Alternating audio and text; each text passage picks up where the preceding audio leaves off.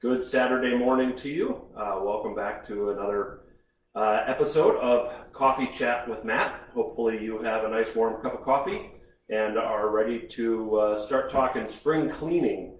But not the spring cleaning in the house, but spring cleaning outside of the house. This is the time of year. In fact, this weekend is going to be absolutely ideal for getting out and working in the yard. And all of the principles that we're going to talk about today are going to apply whether you have a small in-town lot and not a lot of plants, or you have a giant property with acres of plant material, that type of thing on it. So all of the principles hold true. You can do all of this stuff on your own. There is no need to go out, if you're physically able, that is, there's no need to go out and spend hundreds of dollars on companies to come out and feed your plants or treat your plants or cut things back. We're going to work on all of that today. So this episode may be a tad bit longer than normal. So all of these episodes are recorded. You can always go back and look at it on Facebook. We're also uploading them to our YouTube channel, so you can always go back, refer to it if you don't have time to watch the whole thing this morning. Or if once you start working in the yard, you want to refer back, you have that ability. So hopefully that will help. You can find those on our website too. At the very bottom, you'll see sort of our YouTube channel. So you'll see some of those past links, things like that. So let's jump in there. First thing I want to talk about, because it's probably the first thing that you're going to need to do in your yard when you're getting ready for the upcoming season, is to look at trimming. So first thing we want to talk about is trimming perennial plant materials, perennial plant material. So perennials are, of course, plants that die to the ground and then come back from the root system the following year. You may hear them called herbaceous plants, perennial plants, things like that. But these are plants that they don't have any woody plant material. So they don't have stems that survive the winter. Everything dies. So these are things like daylilies, coneflowers, Shasta daisies, ornamental grasses. All of those types of plants would be in this category. So if you have those types of plants at home, this is the time of year when you would want to go ahead and cut that plant material, last year's plant material, off. There's a variety of ways that you can do that. I'm going to give you a couple of tips and tricks on that. And but the first thing and the most important thing is to try to get as much of that plant material from last year off as you can. So in the case of grasses, for instance, this is a question that I get a lot, is how low should I cut the grass back? Because actually I see a lot of people, and I also see a lot of professional landscapers out there trimming grasses back, and they'll leave a tuft about this high off the ground. So they'll cut it back and you'll have a little 6-inch or 4-inch tuft of last year's dead grass there. That is less than ideal, and we'll talk about that a little bit later when we talk about dividing perennials. But what happens when that tuft is there, it prevents the root system from getting water, oxygen, and nutrients, and it causes, typically after you do that for a couple seasons, you end up with what I like to refer to as the donut effect. So that's when you have basically a ring of healthy grass around the outside and the center is dead. And this could actually happen to a variety of different perennials. It's not just grasses that this happens to. But we want to try to avoid that. So what I like to do with grasses at home is, rather than use pruning shears or hedge clippers or anything else, I use a pruning saw like this. And what I'll do is I'll take the grass and I'll take either a piece of twine or a bungee cord or anything that I have at home. I will wrap the grass around there and cinch it up like you're putting your hair in a ponytail. And then I'll take the saw and I lay it flat on the ground, as low to the ground as I can, and I saw back and forth. That will get it off as low to the ground as I possibly can. I have a nice bale, if you will, of grass to then get rid of. I can throw that in a compost pile. I can bag it up, give it to the city. If you're in an area where you can burn it. We will talk a little bit about composting later on as well. So, but that's going to be the most effective way to get rid of that grass plant. If you have other perennial plants like the daylilies and coneflowers and things like that, just a regular pair of pruning shears will work really well. Again, get as low as you can, and then go ahead and get in there and trim that. One thing that's important, especially at this time of year when the ground is soft, plants, especially if they're, maybe only a year or two in the ground, they may not be super well rooted. You really want to avoid pulling on last year's plant material, because sometimes you can pull that plant right up out of the ground. So it's really best to cut it, trim it as best you can. Get in there, get rid of that plant material as low as you can. You may start to see a little bit of green plant material coming up already, like if you have daylilies or irises, allium, things like that. You may already see a little bit of green material. If you cut into some of that, that's okay. You can try to avoid it as best you can, but you don't have to get in there and worry about damaging the plant at all. If you do cut a little green plant material, that plant will be perfectly fine. It'll still come up and look great. So don't be too concerned. You really can't, as far as cutting back the perennials, aside from yanking them out of the ground, there's really nothing that you can do at this time of year that's going to mess those up. So that's just real quickly trimming back perennials and things like that. Now I want to talk about trimming shrubs. I brought a couple examples in here because these are probably the things that I get questioned about most often, and I'll try and do this without hiding completely behind the plant. This is just a Weigela shrub that I grabbed out of our sales yard. We're already starting to fill the sales yard up with plant material. If you saw our post on Facebook yesterday, we showed some bald and burlap trees that we have pulled out of the ground. So the process has started, and spring is definitely on its way here at Wasco Nursery. So this Weigela, if this was in my yard and I wanted to trim it back, we're going to talk about how and where and what to do. But one question or one thing that I like to talk about when we're talking about pruning, first is what? We need to know what we're pruning, what type of plant it is, because not all plants want to be pruned at this time of year. So I'll give you a couple of examples of plants that would not want to be pruned at this time of year. The first one would be lilacs. So lilac shrubs set their flower buds in the late summer, early fall of the previous season. So if I go out into my yard right now and I give my lilacs a little haircut, I will remove all of the flower buds, because in the case of lilacs, those flower buds are all out at the ends of the branches. You don't see lilacs flowering on the inside of the plant. They're pretty much all on the outside. So if I give that a haircut, even just a few inches, I'm going to cut off all those flower buds. Another good example would be fragrant viburnum, things like Judd, Korean spice, spice baby, all of those types of plants. They also have their flower buds set last year, and trimming those will also remove all their flowers.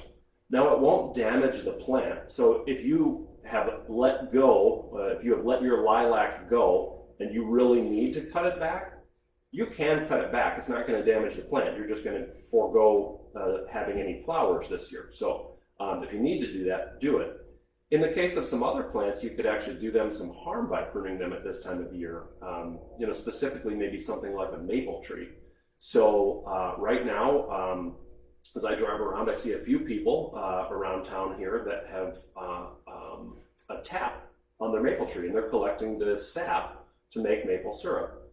Well, that's a very controlled way of collecting the sap from the tree. But if I just go out and I trim a branch or limb off of my maple tree, it's going to bleed sap profusely for, especially if I did it this week or last week, it's going to bleed profusely for a couple of weeks.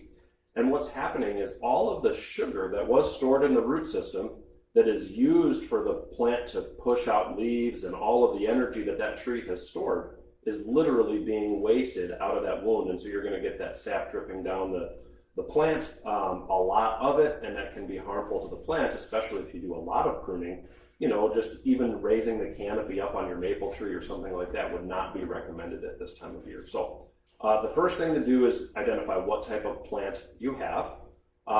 There's a variety of ways you can do that. You can, there's some apps on your like iPhone or smartphone that you can take a picture of that'll identify at least what type of plant it is, maybe not the exact, it might not tell you that it's a limelight hydrangea, but it would tell you that it's a paniculata hydrangea. Other ways would be to bring pictures in here You can email pictures to us. Those are a few different ways. So that's the what. When kind of goes right along with that, because depending upon the type of plant, there may be an alternate time of year that you want to do pruning. Most things can be pruned at this time of year. And then the last question, and sometimes most importantly, is the why. So I have a lot of people ask me, hey Matt, how do I prune my, in this case, Weigela? How do I prune my Weigela? And I'll ask them, well, why do you want to prune it? And sometimes I get sort of a blank look. And but the reason I'm asking that question is there's sometimes you don't need to trim a plant at all. If you like a more natural look, or that plant is doing its job, then you may not want to do any pruning on it at all. Some of your dwarf plants, things like the smaller hydrangeas, like little lime, bobo hydrangeas, things like that, if you cut those down, you're sacrificing years worth of growth oftentimes. So we wouldn't want to be doing a lot of pruning on those, maybe just a really light prune to remove last year's flower heads, that type of thing. So so if there's a good reason, if it's to control the height of the plant, so like in the case of this Weigela, we want to keep this plant back a little bit, let's say. So Weigela is what's called an opposite budded plant, and this is probably not going to be visible on the camera here, but I'm looking at the buds of this plant, and there's two buds, one on either side of the plant, so they kind of look like this with the stem running right through the middle. So that would be considered opposite. Alternate means there's one here, one up here, and they kind of alternate as they go up the stem. When you're pruning, ideally you want to prune just right beyond a set of buds. So going in there willy-nilly with big hedge clippers would not be the preferred method. I would want to use some hand pruners like this. This is what I use at home. This is called a Falco number 2. Most nursery folks use this. It's really a handy tool. But I would get in here, and again, I know this is probably hard to see, but right here at the tip of the pruners, those are the buds. And I would prune just right beyond that. And that would be the way that I would control the height of this. So I always wanted to prune right above those buds. And we would go in there and selectively prune this back. I don't want to give it a flat top, so I don't want every branch to be the exact same height, because that doesn't look very natural to me.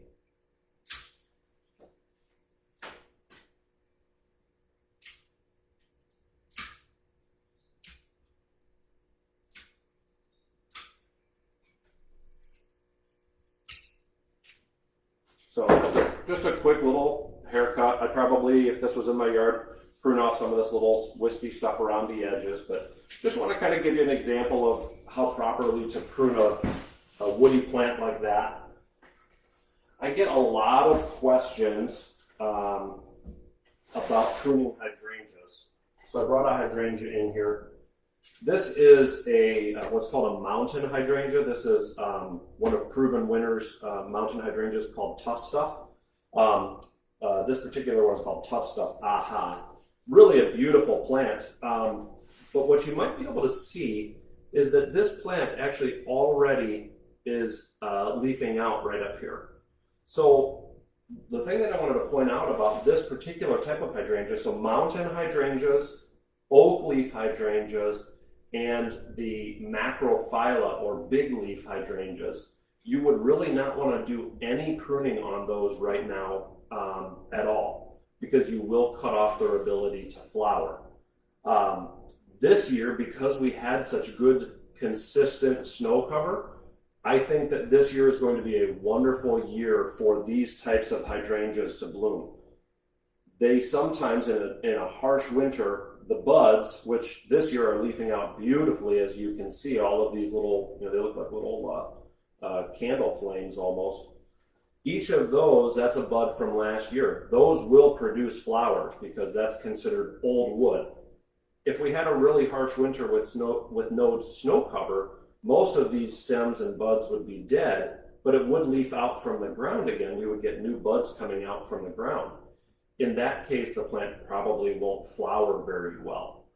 So I think this year is going to be a wonderful year for hydrangea flowers, so I'm very excited about that. if there is a stem, and so in the case of this hydrangea, I don't know how well you can see this, but these two stems right here don't have any buds on them. These two stems are obviously dead. All of the other ones look really good. So in the case of this type of hydrangea, we would just trim those stems back all the way down, you know, right towards the ground, or until you see a healthy bud. So in the case of this, there's some buds along here that look kind of dried out, but there's some healthy buds right below that. So I trim, just like I mentioned before, just right above that healthy bud, and then just let it go. There are some types of hydrangeas that you don't have to worry about where you prune on the plant or all that kind of stuff. So like the paniculata hydrangeas, so those are the ones that have the nice cone-shaped or gumdrop-shaped flowers. Those, you probably even have last year's flowers still on the plant. So they're going to be dried, brown, cone-shaped flowers. So those can be trimmed off right now. They would be trimmed just like we showed you on this Weigela plant just a moment ago. Just trim right above where you see the buds from that were set last year. In the case of paniculata hydrangeas, those ones that we just mentioned, the buds are very, very small. They don't have a well-defined bud at this time of year, but you should be able to see it. So if you have last year's flower, go back about 6 or 8 inches until you see some little buds, and then trim right above that. So it's going to be hand pruning, and you're just going to go in there and just trim off last year's flowers. That's really the only pruning that you need to do. If you do want to control the size of the plant, you could take it back a little bit further than that, and then go. The other types of hydrangeas, like the what are called smooth hydrangeas, so that's going to be your Annabelle, Incredible, Incredible Blush, all of those types of hydrangeas can be cut in half or even cut down to the ground. That is not going to harm them or bother them one bit. They'll be perfectly fine with that. The one thing I wanted to mention about, you know, specifically like these macrophylla hydrangeas, is trimming them is not really going to control their growth. They're going to get about the same size as they always do. So if you do trim them back, you want to be real careful not to damage these buds and everything. But don't do it because you're trying to control the growth, because that's really not going to do anything. If the plant is too big for that location, then really what you want to do is at this time of year, move that plant to somewhere where you can let it get 3 by 3, and then maybe consider putting a smaller plant in there. But pruning them back at this time of year is really not going to control the height of the plant in the case of the macrophylla type hydrangeas, or even the smooth hydrangeas. It's not going to do a really good job of controlling height or anything. So this would be a good time of year to transplant if you do need to transplant something. Now I know we can't, in this short amount of time, talk about trimming every single plant, but one of the ones that I get asked about often, aside from hydrangeas, is shrub roses. So I wanted to go ahead and talk about that a little bit. See that we've got a lot of people watching this morning, so I just want to give a little shout out to my youngest fan and friend, Alton, is out here watching this morning. So hopefully, Alton, you're learning a couple things and you're going to help your mom and dad in the garden this weekend. So this is a rose. This is a knockout rose that I just grabbed from the sales yard. This is a really great representation of what most roses are going to look like this year. Again, because we had good snow cover and because we had a relatively mild winter, all things considered, you're going to have a lot, most likely, of healthy plant material, healthy stems from last year. So you may, if you don't want a big giant rose, you may want to cut this back a little bit more, a little bit heavier. But if you don't want to trim it back and you want a big, beautiful rose, that's perfectly fine. We're going to talk about a few things. So hopefully you can see this right here. There's a nice, healthy, kind of pinkish red leaf bud. This plant is already leafing out. You can see there's some new growth in here. So nice, healthy bud. And then this stretch right here is a little bit of material from last year that's dead. So what we normally would want to do is just like I mentioned earlier, is just trim right above that bud and remove some of those dead stubs. In this case over here, there's a nice healthy bud right here, and then the rest of this stem, there's no buds on it, so that would need to be removed. So if you're going to keep your plant the same size or want to keep it relatively tall, just selectively go in there and prune out any of those little dead stubs that you may find and trim right above where you see a healthy bud. So here's another good example on this stem right here. There's your healthy bud right there. The rest of this, there's no bud at all. So we would just trim that off right there. Now, if you really want to trim the plant back, and I'm not going to trim this whole thing, but you know, I've got this stem right over here, and I'll unwind that. And I've got a nice healthy bud here. I've got a nice healthy bud there. There's another one down here. But if I want to control this plant, what I would do is just trim that back. So I'm going to take this, and you can go all the way down here. So I've pruned off some healthy buds, but I've pruned and left one bud right down here, and that's where this plant is going to regrow from. The other thing I want to look for is dead, damaged, maybe animal damaged plant material. So you may have some stems or branches on here that the mice or rabbits gnawed at, and they've removed the bark off of there because they'll feed on that bark.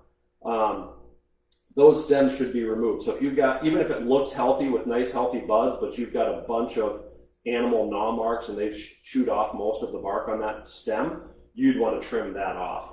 But in the case of this rose, you know, we can take this back quite far and remove a lot of this plant material and kind of start with a more compact plant going into this year.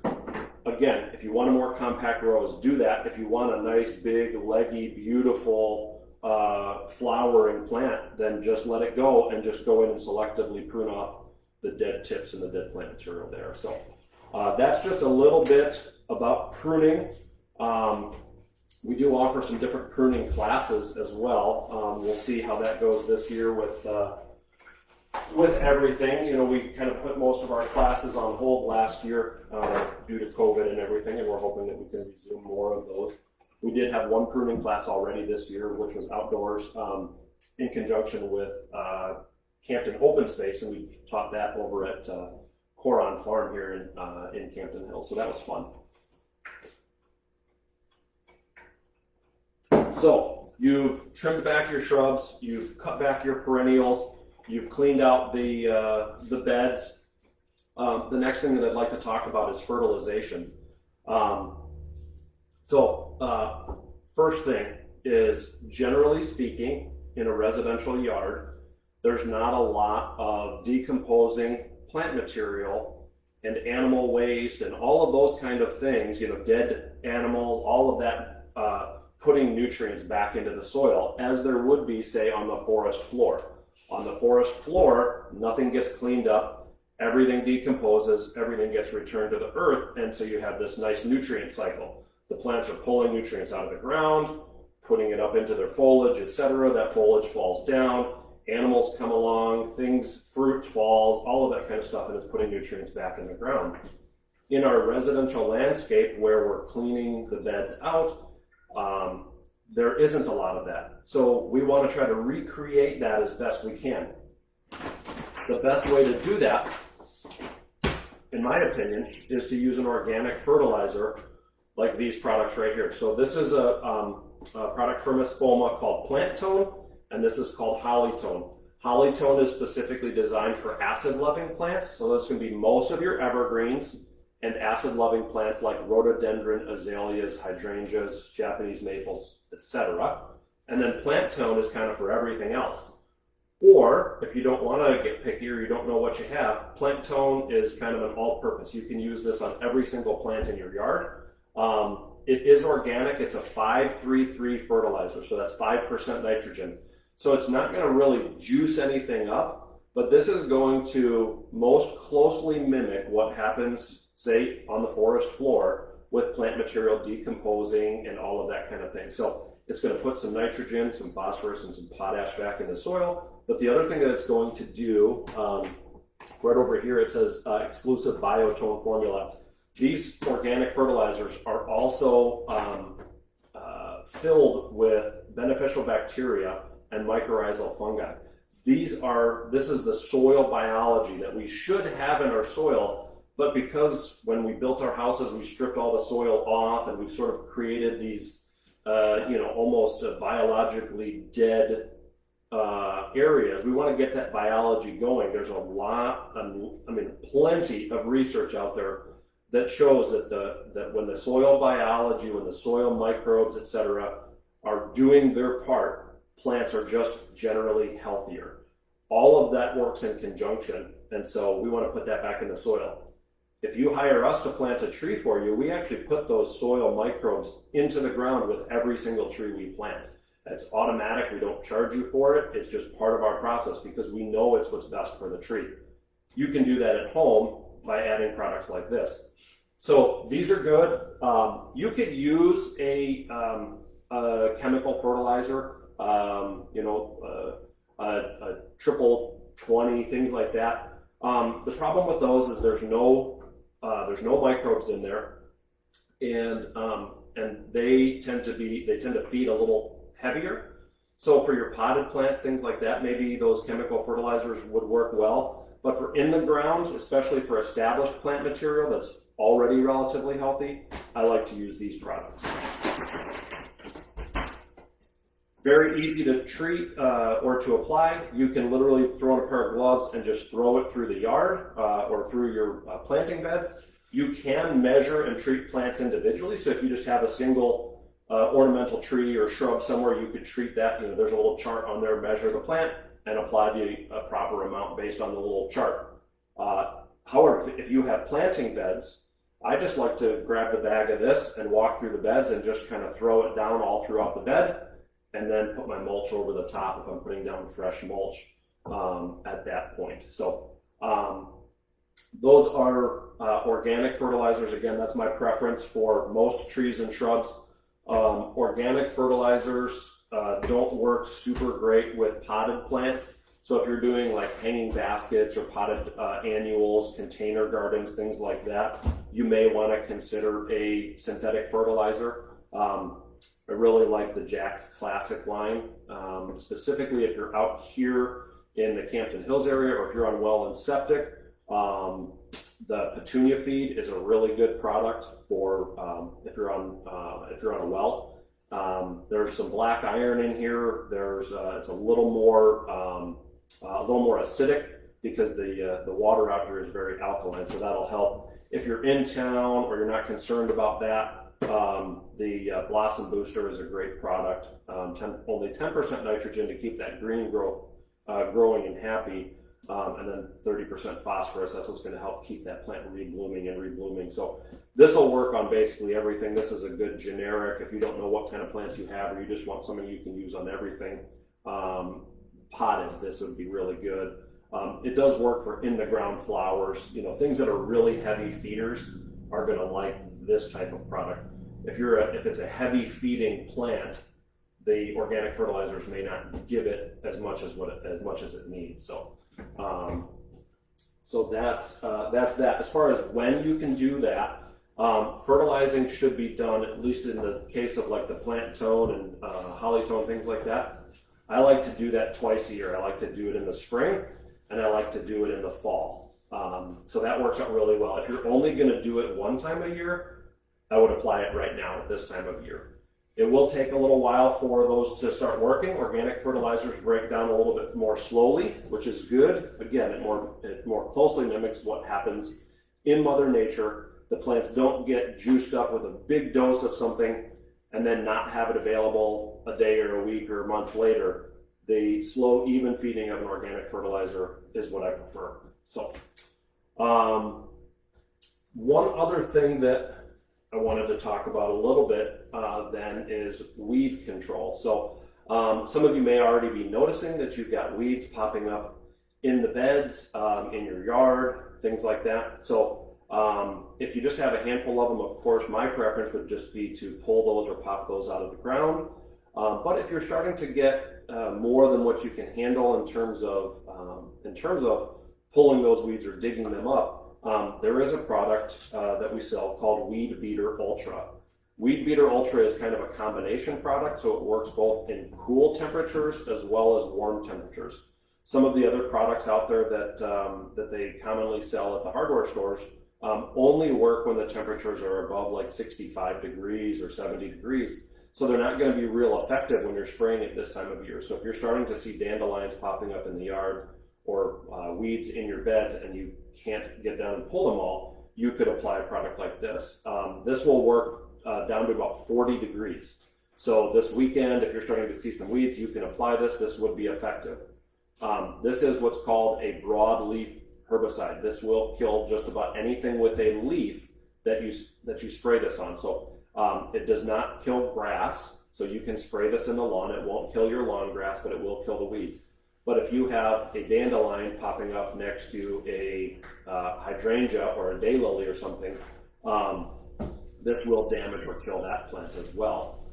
It is important to note that it gets absorbed through the leaf surface. So if you had a weed at the base of a plant that had not leafed out yet, so maybe like the weigela that we looked at a few minutes ago, that weigela has no visible leaf material at all right now.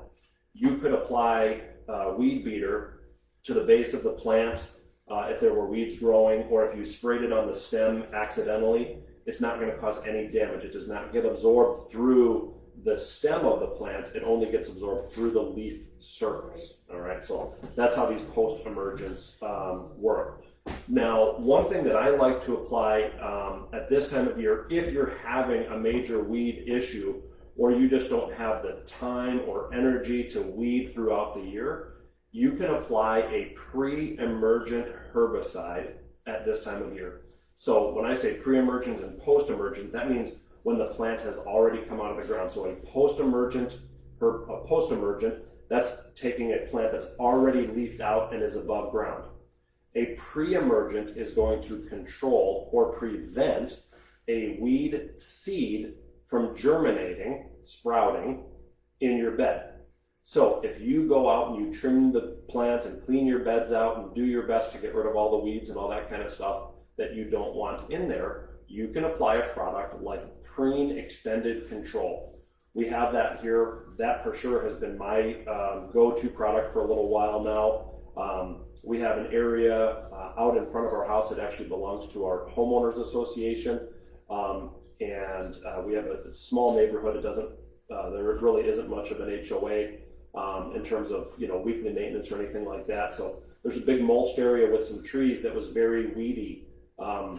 Myself and a couple of the other neighbors got together. We cleaned that whole big bed out. We put some fresh mulch down last year, very early in the year. It was early March. We applied the Pruning Extended Control, and that went from a massive weed patch to having literally less than a handful of weeds the entire season. So it does work very well. One thing I like to mention is that pre-emergent products like Pruning, they sort of create what we would call like a vapor barrier. For lack of a better term, it's like an invisible force field.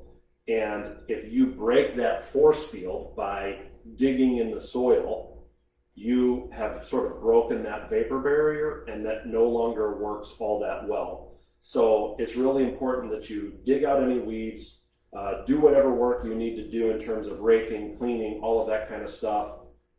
Get your mulch down. You can put this on top of the mulch or under the mulch.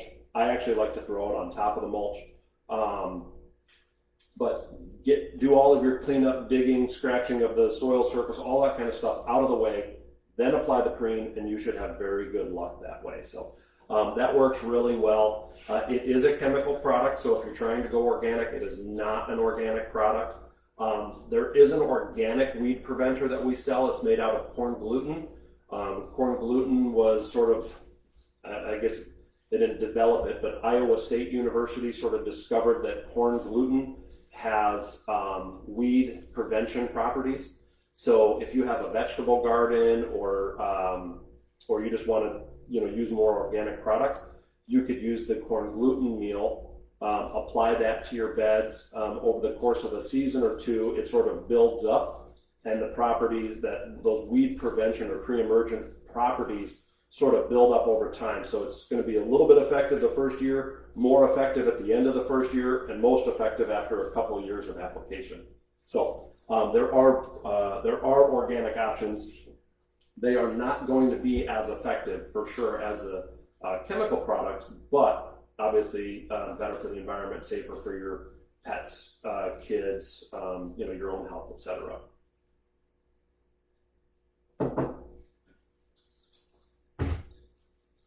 Of course, at this time of year, plants are starting to sprout. I know at home I've noticed a lot of the bulbs that I planted last year and the year before that are starting to sprout.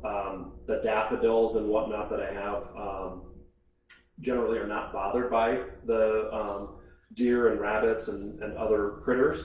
However, the tulips and some of the other bulbs are, as well as a host of other plants that are damaged by them. So I brought a couple of animal repellents. I know we briefly discussed this last week when we were talking about voles, and I showed you this product. It's called Plant Skid. We sell that here. This is a vole, rabbit, and deer repellent. It's really effective. The granular version, so we have a granular version and a liquid version. It's really effective at controlling the animal feeding on plants. But it has to be applied early. If you let that animal into your yard and have them start feeding and they realize that you've got a smorgasbord of stuff for them to eat, there's not a whole lot of products that are going to work very well at getting rid of them, although Plant Skid would be the most effective. But if you start early, say, before your plants start really sprouting or being browsed by the animals, then it tends to be very effective. So I know at home, I have a fair amount of shade, and so we've got a lot of hostas. The deer love, and so do the rabbits, but the deer especially love to eat the hostas as they're first emerging out of the ground. So before those hostas emerge out of the ground and start getting munched on by the deer, I like to sprinkle this Plant Skid around each of those plants. It's granular, it's a shaker bottle. You just shake it over the top of that plant, and that tends to be very, very effective. We also have a product called Repelzol. Both of these products are natural. This Plant Skid is sort of an animal blood product, and then the Repelzol is actually it's like rotten eggs, cloves, garlic oil, things like that. So, but both of them are very effective. They're both safe for kids, pets, all that kind of thing. Both of these can be used even in and around, like a vegetable garden or edible plants too. So both of these would be effective in that method, in that regard. I did mention mulching a little bit already. I get a lot of people asking me about, what's the best type of mulch, all that kind of stuff. I really don't have a strong opinion one way or the other than to say use an organic mulch. And when I say organic, that means it's something that's made up of organic plant material. So that could be a wood mulch, it can be a bark mulch, it could be a leaf mulch. Any of those are going to be a good product. The bark mulch and the leaf mulch tend to put a little more nutrients back into the soil. Wood mulches, which are more of the center part of the tree, chipped up, those tend to take a lot longer to break down. And also as wood is breaking down, it actually uses nitrogen in the process of breaking down. And so that nitrogen then won't be available for the plants that are growing there. So, but if you are fertilizing actively, it's really not an issue. At home, I use a lot of our double ground mulch. Double ground is both wood and bark material. It's been twice shredded. It's a little more coarse product. So it does, if you have a lot of problems with mulch like washing away or blowing away, then you may want to go with our bark mulch, which tends to mat together better and kind of sit in place better. Our beds are relatively flat. We have a lot of trees on the property, so the double ground mulch, for me, stays put very nicely, but I like the fact that water and oxygen can get through there a little better. It doesn't mat down quite as much. So leaf mulch is fantastic, especially for your rose gardens, vegetable gardens, perennial gardens, all that kind of stuff. So basically leaf mulch is just ground up leaf material that's going to put a lot of nitrogen back into the soil in a fairly short amount of time. I don't like, in general, the dyed mulches. Reason being, most places that are dyeing mulches are using a lot of various wood products that have been chemically treated in the past. So for instance, old telephone poles, old pallets, all sorts of things like that, as well as trees that were cut down in the area. All of that gets thrown into a big grinder. There's a giant magnet that goes across it that pulls out nails and things that may have been in the pallet or in the telephone pole or railroad tie or whatever it was. But all of that gets ground up, and then they spray a food safe dye on it, or most of them are food safe. So it's not necessarily the dye that is the problem. The dye is perfectly fine. The wood is perfectly fine. It's just that a lot of those things, those pallets and shipping crates and especially telephone poles and railroad ties and all of that kind of stuff, those have all been chemically treated to resist rotting. And there's all sorts of chemicals, arsenic, formaldehyde, all sorts of other chemicals have been added to that to prevent rotting. And then you're putting that back into your garden bed. Not a great idea in my opinion. I won't use it myself. We don't sell it here. A lot of places do, but that's if I have a strong opinion, that would be my only strong opinion there, is on that type of product. I did mention that I was going to talk about composting. Composting, if you've never done it, is a great thing to get into. The EPA estimates that somewhere around 30% of what goes into landfills is material that could be composted. So that means that we're throwing away paper products that could be composted. We're throwing away food waste that could be composted. So all of that can be put into a compost pile. So in terms of composting, we're going to just go through the very basics here.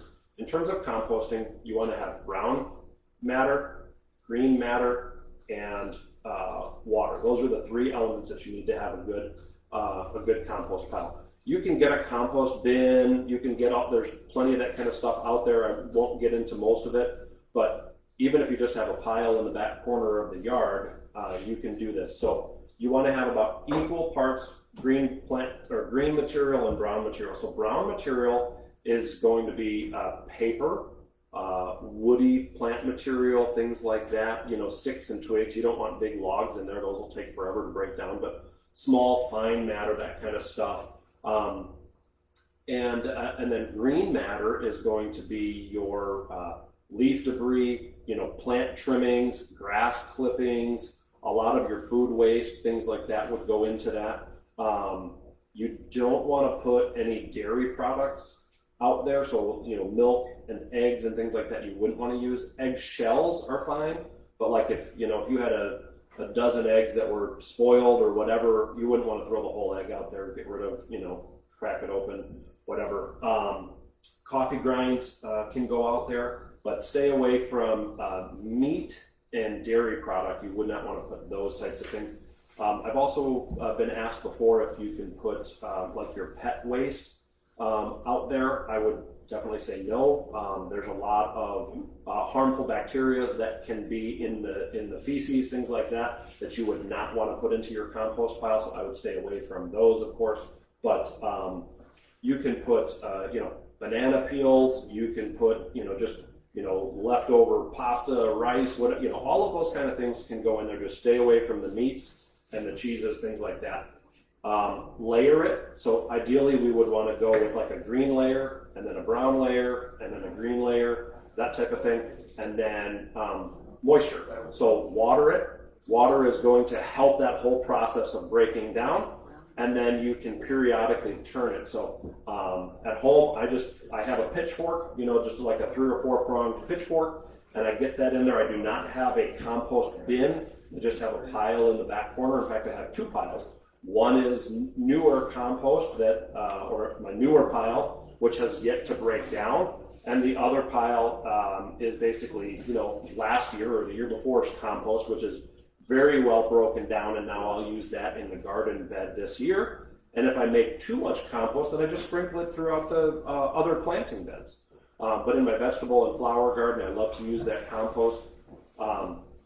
If you're not into making compost, that's fine. A lot of the waste haulers now actually offer a compost bin. So, you've got your garbage bin, you've got your recycle bin, and a lot of them actually offer a compost bin where you can put your landscape waste, things like that. And at least you know that it's going to a compost location rather than to the landfill. We do sell compost in bags and in bulk. We have organic compost, certified organic compost as well. All of those products are available now. So if you need a larger quantity, if you're getting your garden ready for the year, we can deliver that for you. But you can make it on your own at home too. So that's kind of a fun thing if you've never tried that. The last thing that I had on my list to discuss was dividing perennials, because this is actually a pretty good time of year to transplant or divide plant material. So transplanting is obviously just the process of digging up a plant from one location and moving it to another location. If you have a plant that you put it in the wrong spot, you've determined that maybe it's too big for that location, maybe it doesn't get enough sun in that location, it's too hot, whatever the case may be, this is the time of year that you should transplant whatever item that is. But in terms of dividing plants, so dividing plants, perennial plants that is done for a couple of reasons.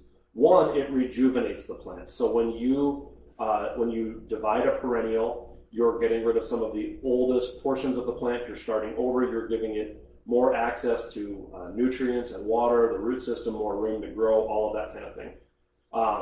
It also allows you to make more plants. So in the case of, say, hostas or daylilies, if you have one big one that's well established, you could dig that up and you can make 4 or 5.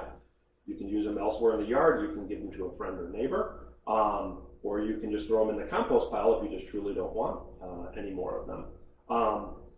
So those are the main reasons. But you also can do it to control growth. If you've got a hosta that has just gotten out of hand and is really, really large, you can divide that, get it much smaller, and then let it grow again for another 3, 5, 10 years, whatever the case may be, before you divide it again. So how do you divide a perennial? If you've never done that before, it actually is fairly straightforward. So the first thing we want to do is dig the plant up out of the ground. So what I do at home is I take a spade, just a nice flat bladed spade, and I push that into the ground all the way around the plant. Kind of at a slight angle usually, like this. Okay, and then I pop the plant out of the ground. So when you're doing that, you are severing some of the root system. So if this is the healthy crown of the plant here, you want to go outside of that, and you go down at an angle all the way around until you've severed all the roots, and then you pull that up out of the ground.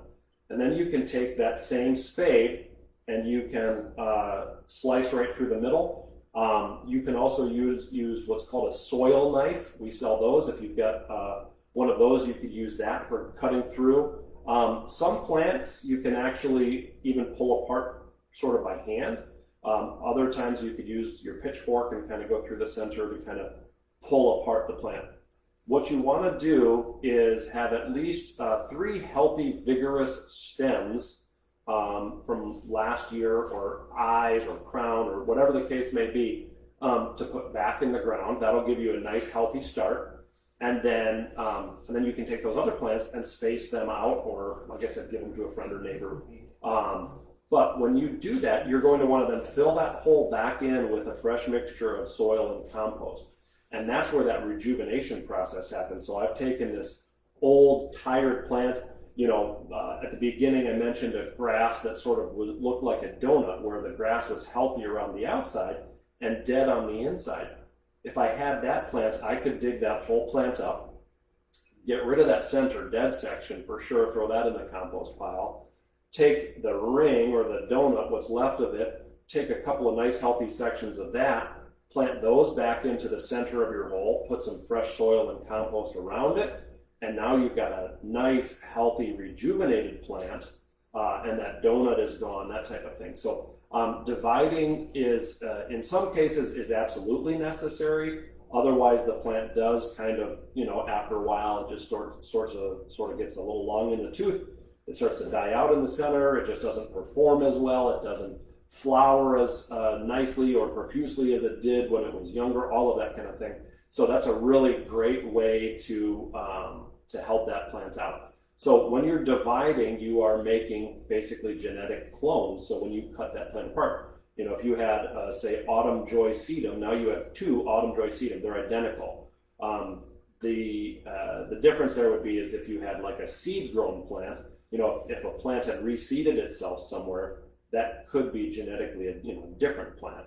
But this way, if it was a hosta, you're going to have 10 of the same exact hosta. You can make a ring around a tree or border a bed or whatever the case may be. So that's just a little bit about dividing perennials.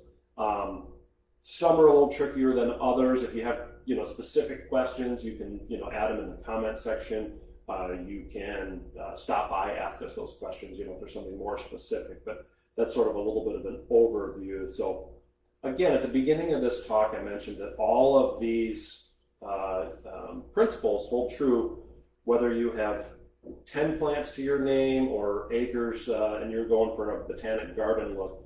All of these principles hold true. You can apply all of this to your postage stamp lot, to your community garden, to your 1.5 acre sanctuary that you just love to putz around in. So I hope that all of this helped. Again, if you have any specific questions, I know Megan's been, I see her over there typing away and responding to a lot of your questions. I'll check in with her if there's anything specific that needs to be mentioned. No. So again, if you do have anything, let us know. Happy to help in any way we can. We are open today, tomorrow, etc. We're open 7 days a week now, so feel free to stop in and ask those questions as well as pick up any of these products that we mentioned or ask any questions about those products. So thanks again for watching. As always, love having you with me on a Saturday morning for coffee and plant chat. Until next week, have an excellent day.